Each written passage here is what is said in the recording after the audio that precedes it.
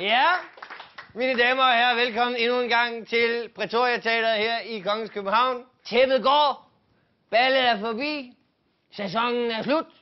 Der er ikke mere Preben efter i aften. Sørgeligt, men sandt.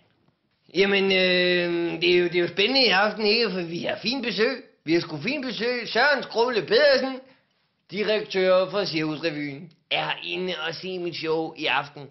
Og det er sgu Prebens store chance. Det er min store chance for at blive til noget rigtigt. Ja, tak. Mine damer og herrer, det er den pureste Kiaffa, som Preben han har været ude at købe. Og den sætter jeg på højkant blandt publikum i aften.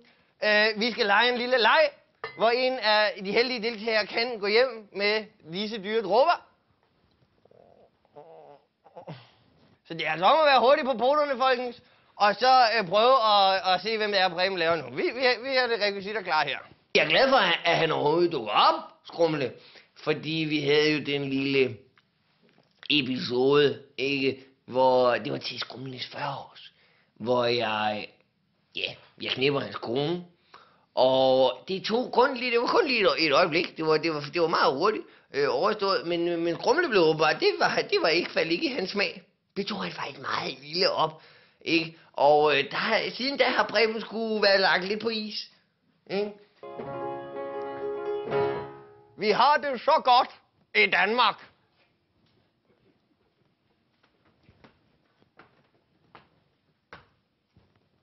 Nej.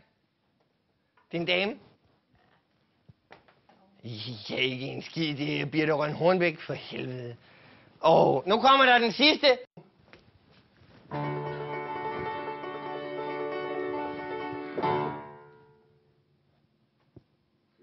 Nej. Ingen bud. Det var da sørgeligt. Det er Poul Erik Skammelsen, for helvede. Det er Poul Erik Skammelsen. Rødkål. Den røde baron. Jordbærhatten. Nej, ikke nogen, der er med. Det gik i stykker for mig, det her, fordi I kunne gætte en skid. Nu tager jeg den selv. Så er det Preben selv, der får noget af den her. Så kan I ikke være med. Nej. Bum. Værsgo. Skål. Eller hov. Der fik I ikke noget af. Det var Prebens nu. Så er det Preben, der får Kiaffaen. Så kan I fandme være selv udenom det, når I er så dårlige til at gætte. Hvad sidder du og kigger på? Ja, dig. De tykke dyr. Det er da så ulækkert at se på. Og du derovre med dine lange patter. Du sidder der lige så trætte som Tante Møge. Gå derop og læg dig. Dig. Du er simpelthen den værste stød, jeg nogensinde har været ude for blandt publikum. Jeg synes, du skal gå. Jeg synes, du skal skride. Jeg synes, I alle sammen skal. Gå helvede til med jer. I er ikke fortjent at være vidne til det. I kan ikke klare, når det bliver grovkornet. I kan ikke klare, når Preben han giver den lidt gas. Og gerne vil imponere. Ja, så kan I fandme pakke jer.